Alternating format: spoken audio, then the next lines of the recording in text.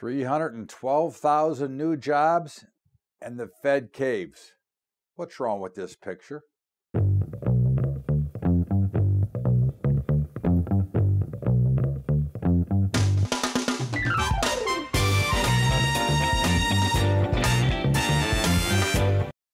What's up, everybody? Welcome aboard to Bubba's Bottom Line, first edition of 2019, and welcome aboard, everybody. Great to be here with you, and looking forward to a great year and a lot of good stuff, and we've got a lot of good stuff coming for you as we move on through the year. We'll get into that later, but in the meantime, Friday's jobs numbers, 312,000, a blockbuster number, but yet the Fed caves, which we'll talk about the Fed in my commentary, as you can imagine.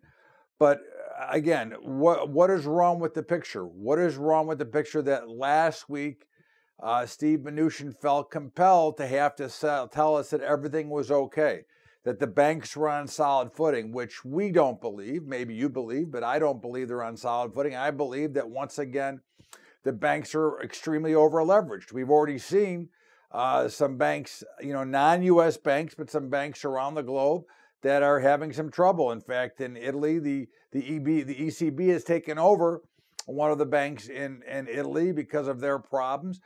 So are we really going to believe that everything is okay?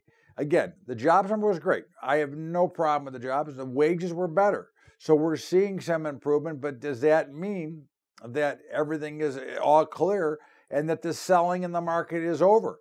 Again, I think there's a lot of things to look at here, and I think the biggest warning sign for me is when the banks have to start reassuring us that they're on solid ground, which again, I do not believe that they are. I think that when Mnuchin has to tell you something, I mean, again, it's like the coach who gets the vote of confidence from the owner and then they fire him the next day. This is the same garbage we've heard for years, going back to 1929, all right, when the high tide of prosperity will continue. I think one of the more bullish signs, if you want to look for something bullish in the market, is JP Morgan now saying that they see a recession chance of 60%. Now, again, I'm not a big fan of the big banks. I'm not a big fan of their recommendations. I'm not a big fan of what they say, because typically, in my opinion, they are motivated by money. They are motivated by kind of manipulating a market to get into a position that they're looking to get in. So to me, they may believe that the bottoms are in here, but they're trying to create potentially a little bit more selling. Again, I think this is pretty common throughout the industry. We talk about, you call it spoofing or whatever. And again, there is nothing wrong with spoofing. I don't have an issue because, again, I've used the example before. If you've ever sold anything yourself, a house, a car, or whatever, you don't tell somebody that it's a piece of crap, that you're just trying to dump it. You want to get as much as you can for it.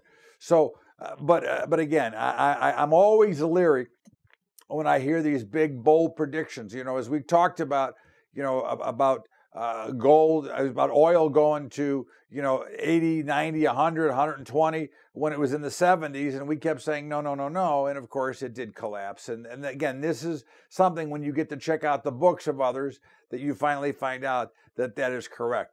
But I think that, when you look at the economy, we are seeing higher wages. Companies are paying more money. Good sign. Okay. Again, taking from the corporate profit, but again, it's about time that the corporations actually shared some of the wealth with the employees that work for them. For years they had everybody buy the you-know-whats and would say, well, there is no place else you can go. You want a job? Here's what we're paying. Now it's the tide is turning, which is one of the reasons that we believe markets are headed much lower over time. Now, again, it doesn't mean that the markets are going down tomorrow. It doesn't mean that this week. It doesn't mean, look, if we go back to last year, we had a big rally and what we called on January 29th last year, a blow-off top to the market. So there's no reason that we can't see a big rally here first. When I look at markets, I look at one level at a time. And right now, I would say the markets are stuck between 2,300 S&P and 2,600 S&P. We'll see where it trades. I will say, in my opinion, a year from now, the S&P will have traded lower than the low that it made this year. I think that there's going to be new lows put in, but we'll see. But that doesn't mean for the next couple of weeks, and just full disclosure, for the next week or so, I have some long positions on. So again, I'm not telling you, I'm telling you exactly what I think longer term. I'm telling you exactly what I think in the short term here. But I think that, you know, you look at some of the things that are going on, and when we look at interest rates continued to fall throughout the week, last week, until Friday. Okay, on that big jobs number, the interest rates rose a little bit. But again, why are rates continuing to go higher? To go lower? Why is there so much money pouring into Treasury bonds? Why is the yield curve? I mean, if you look at the bonds and the notes from the 2s to the 10s, all the way, or even the 2s to the 30s, okay, you've got a pretty flat yield curve. Okay, now that is not a bullish sign. You can make anything out of it you want. That is not bullish. Okay, so there's a lot of warning signs out there, but the biggest warning sign to me, you know, if you look at the volatility index, known as the VIX, you know, that's a fear indicator. The dollar is a fear indicator, and the bond market is a fear indicator. So if you look at why is so much money pouring into bonds, it's saying to you that there's a lot of fear out there, and people are willing to pull their money out and take 2.8% money for 30 years. So to me, that tells you that there are some concerns out there. But of course, again, a lot of this is pre-driven. We think that interest rates are going to rise dramatically this year, again, because we believe, of course, that the Federal Reserve, as clueless as they are, will again butcher the entire situation. But I think one of the things, you know, you look at, if we go back and look at last week, you take a look at the announcement, the fundamental news bomb on Apple, that they're going to miss their earnings and so on. And of course, Apple was down 10% and is now down 37% from their high. Okay. Again, I don't think that's a total surprise. I think, you know, when the media was going gaga over Apple and it was going higher and it was going higher, you know, eventually markets have to have some sort of correction. And it doesn't make it negative for the market. Eventually, they need to relieve themselves, because again, eventually the buyers run out or the sellers run out. So the markets are going to find some equilibrium. And I think this is one of the problems that we as investors make the mistake all the time, that we think they can go up forever. They cannot go up forever. Now, I am not telling you as an investor to time the market. It cannot be done. Okay. The only thing you can do is either you sit tight and you sit with it, or you hedge it, which is what we do, or you try to get in and out. But again, I think that you're always making a mistake to be sitting in cash, because again, if you look at the long haul of the market, and again, these are if you have solid companies, right? The only time I would exit a company, a stock, is if something fundamentally changed. Now, I'm a technical trader, but only if something fundamentally changed in the company. For example, General Electric. Now, we had a very bad ISM number, manufacturing, which is a private number. So this number has more credence to it. Okay, this is not a government number. You know, government numbers are bull. You know, they're somewhat. I can't say they're manipulated because I do not know. Okay, but they're always adjusted and always being revised with different numbers. So you never know what you're getting. But when you get a number from a private corporation, I think that shows a little bit more credence. And as we have said, we see things slowing, and the manufacturing data is slowing. The housing markets are slowing. Again, why is that? Well, I think you just have to look at the overall view of the economy right now. Again, jobs are better, things are happening better, but I think what we're also seeing is that many middle-class Americans are building themselves and digging in a lot more debt. You know, it'd be very interesting to see, now that the holiday season is over and all the confidence and cheer of the holiday, and everybody's spent. I'd like to see what happens when all the credit card bills start to come due, starting in 2019 here. I think that is something that it could be a major issue, okay? Because I think as Americans, we have a tendency to overspend. And of course, as we've said here many times before, we are a by-the-month society, okay? So we'll see if it creates a problem. But again, obviously the debt bomb is ticking. And this is one of the reasons you're seeing such a major manipulation in rates, because again, you can control the debt bomb by keeping your rates low. But again, as I say always, eventually it will work itself out. And of course, eventually the free market will take charge. Okay. But, again, I think one of the other big problems in Apple is if you take a look at somebody like my mom, okay, she has an Apple, she has an iPhone, but she has no need to upgrade. I mean, she's got an iPhone 6 or whatever, whatever it is, 4 or 5 generations ago. She's not going to upgrade. Who needs to upgrade? As they continue to change, I think the next big move in phones is going to be when we go to 5G, okay? Which I understand. I don't know, but from my understanding, it's going to be phenomenal technology and really speed up a lot of these phones and your Wi-Fi's and everything. But again, I don't know. But the bottom line is that there isn't as much of a need to have to switch and keep updating phones. And now that many of the phone companies have stopped giving them away free, okay, that does changes the dynamics of how many they produce. And it's not just going to be Apple, it's going to be Samsung. All of them are going to suffer the same fate as we see more competition. If you go in just the cell business itself, at one point in time, if you remember, cell phone was about $1 or $2 a minute. Right? Now, you can get $40 for unlimited data. So again, all these businesses change and they'll adjust. And I don't think Apple will have a problem. In fact, personally, I bought some Apple when it was down on 10% on Wednesday. But in the meantime, we're going to step out here for a break. This is Bubba's Bottom Line, Top Bubba Horwitz, and we'll be back with more after the break. Bubba's Bottom Line. Hey, everybody. Remember, if you want to get the book from my friend Adam Barata, Advantage Gold. Gold is a better way. All you have to do is go to BubbaTrading.com/gold. That's BubbaTrading.com/gold. Get your free hardcover copy of Gold is a Better Way. And of course, if you want to help us with our high school investing program, go to Patreon, patreon.com/Bubba Trading. That's patreon.com/Bubba Trading. Let's get back to Bubba's Bottom Line. Welcome back, everybody. Todd Bubba Horwitz, Bubba's Bottom Line. And of course, great to spend the first week of 2019 with you. And, we had a very interesting week last week. I mean, it was, we go back to the last 2 weeks. First of all, you want to remember one thing. Volumes were extremely light. So whatever really happened is not necessarily going to be something that we will consider of value. But the tape is the tape. So we can't take away what happened, but it's not like we're really so bent in on what did happen. But you had a market that was extremely volatile.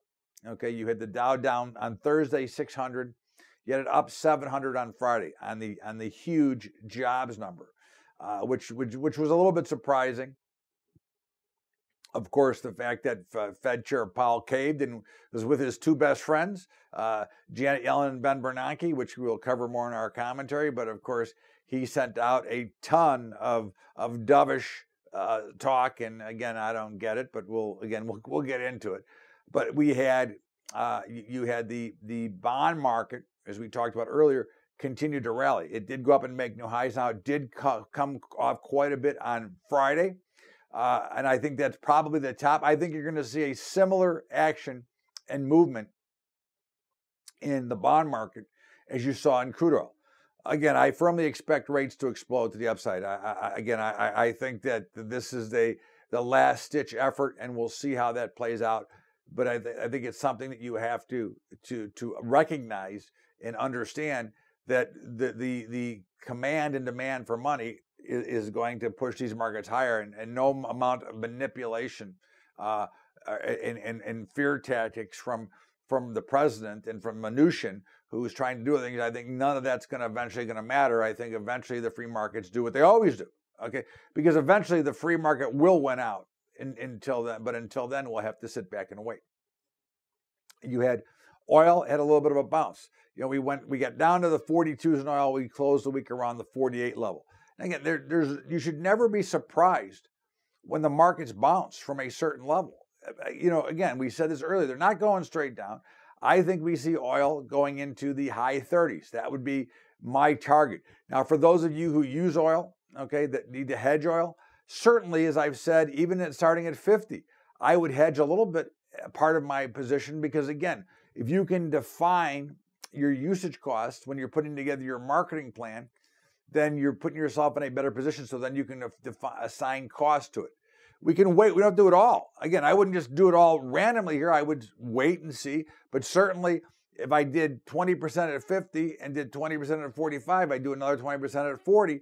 And then once we get into the 30s, I would probably do it all. Again, that would be what I'd be looking for from that perspective. Gold hit our target of 1,300 and sold off a little bit. I think you look at 1,280 now as an opportunity to get back into gold. Again, I didn't sell, but I think that 1,380 is a place that we look to be a buyer. That was kind of the stability place on Friday. And I think I think you look for the next target in gold to be probably 1,340 to 1,350. I think there's a good chance that we might hit 1,400. I know everyone's telling me it's going to 5,000. You know, I had somebody write me, it's going to 5,000, it's going to 10,000. Okay, but the first thing, it needs to get through 1,350. Well, actually, the first thing it needs to get through 1,300. Okay, so you can tell me it's going to 5, it's going to 10. I mean, I'll tell you the Dow Jones someday will trade 100,000. Okay, when? Who knows? But at some point it will. I mean, again, the push up of the market will eventually get there.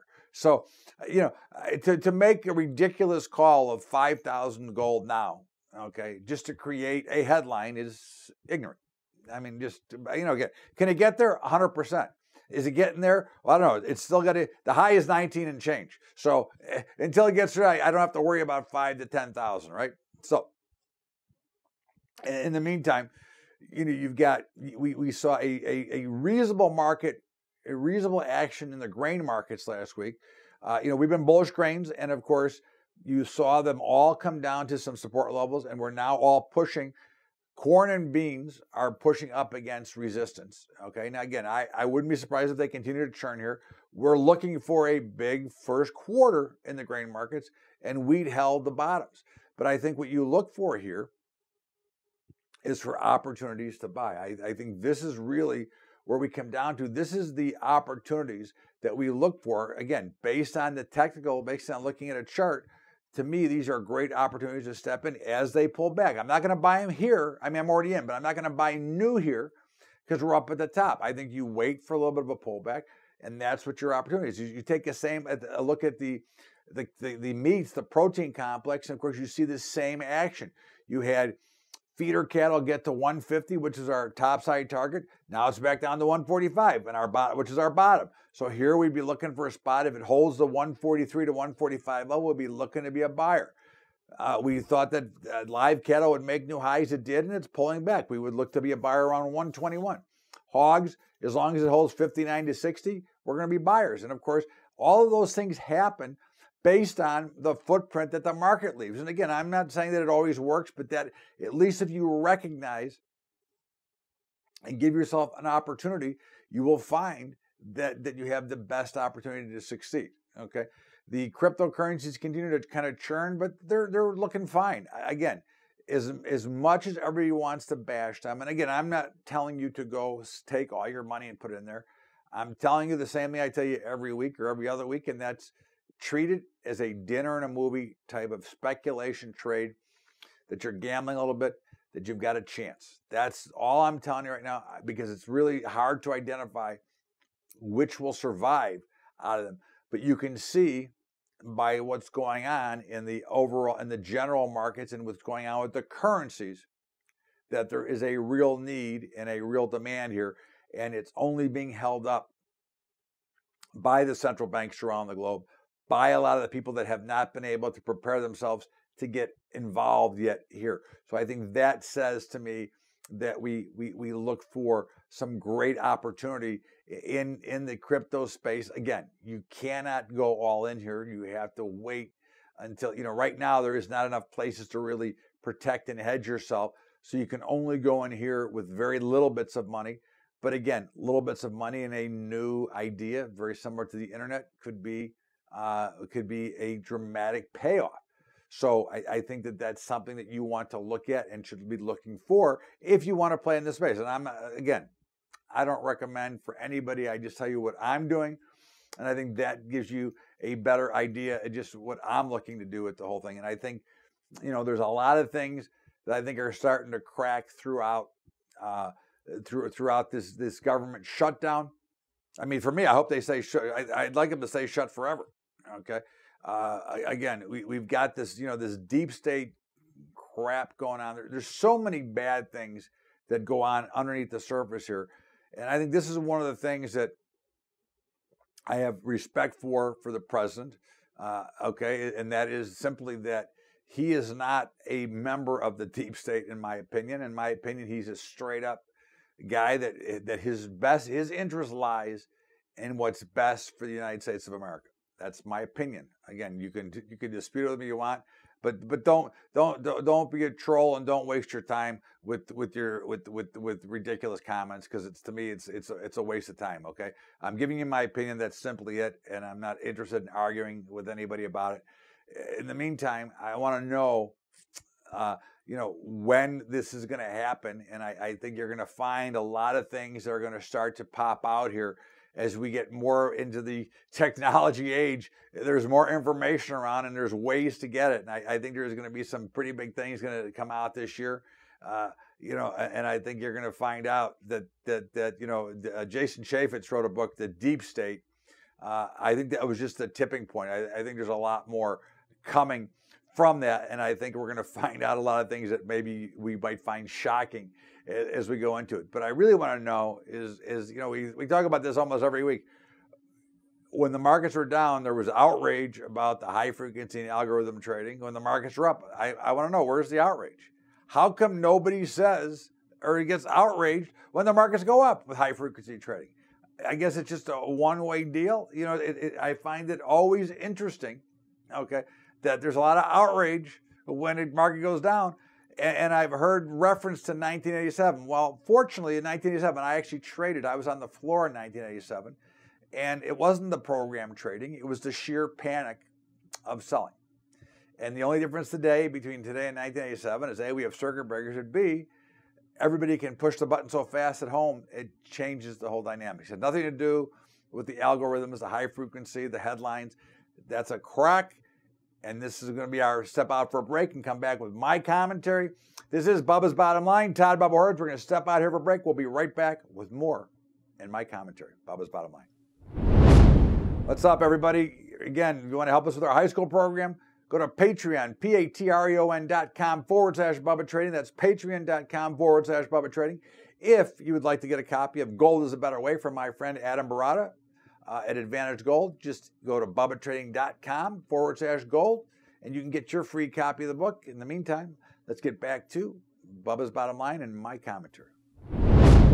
Welcome back to Bubba's Bottom Line. Todd Bubba Horwitz, and of course, every week I get to give you my commentary. And I cannot believe that the Fed caved. I cannot believe they succumbed to the pressure from the president, from Steve Mnuchin. I cannot believe that Jerome Powell, I thought that he was at least a real business guy, okay? He is not a Janet Yellen and a Ben Bernanke and the doves of doves. As we go back to 1980, the master bubble builder, Alan Greenspan, who passed the torch to Bernanke, who passed the torch to Yellen. And when I thought Powell came in, I really thought that we would see somebody who would stand up for free markets and not all this manipulation of rates. And of course, I'm wrong. Okay, if you saw the press conference on Friday, which is what really pushed the markets higher, not only is there talk of not hiking rates this year, they're now talking about possibly cutting rates this year. Now, I guess my question is if we have 312,000 jobs and the economy is flourishing as they're telling us, why would the Fed chair cave into the pressure? Okay, why would the Fed chair not continue the course? because there is a demand for money. Again, this goes back to the demand. Right now, the peer-to-peer lenders are cleaning up because of they can borrow cheap and lend it high. So I have to ask you, why is the Fed chair caving? Why do we need the Fed is more important. Is it not time to finally abolish the Fed and let rates trade freely? Is it not time to let the currency, instead of being manipulated, of course, because they manipulate the dollar as well as interest rates, to satisfy the minority?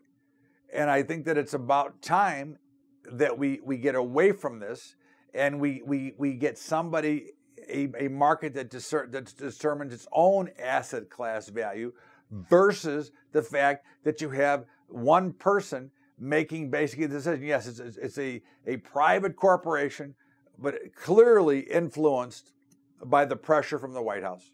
Okay, clearly. I mean, what changed so drastically from when everything was great and jobs only got better to changing it back? That does not make, at least in my mind, that does not make logical sense. Okay, so I think this should be perfect proof that it is time to end the Federal Reserve, because they are clueless, they do a lousy job, and they're going to blow this like everything else, because when you continue to try to kick the can down the road eventually ends, okay? And then you get the big explosion.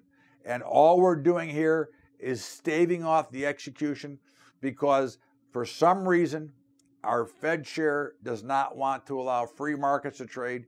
He wants to continue to try to keep money, control the money, which is just destroying the value of the dollar, destroying what you have in your pocket. And to me, it makes absolutely no sense. This is Bubba's Bottom Line. Todd Bubba Horowitz, and of course, I got football today. You got the Bears, and you got the Bears and the Chargers. We actually like the Bears and the Chargers. In the meantime, have a great week, everybody. We'll see you tomorrow with Mondays with the Bubba's Daily Update on Monday. Have a great week, everybody. Thanks so much. We'll see you later.